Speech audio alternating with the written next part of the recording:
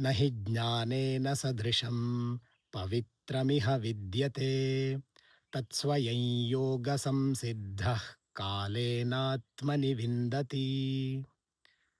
This is from Bhagavad Gita, 4th chapter, 38th shloka. Shri Krishna says, knowledge is the greatest in this world. Let me say something interesting about knowledge, like beautifully said by one of the Padma Bhushan awardees, Dr. Shatabdhani R. Ganesh. He says, knowledge is not merely accumulation of some informations. Knowledge attains its highest purpose when it transforms into wisdom, humility, and compassion. Very good thought. ಧನ್ಯವಾದ.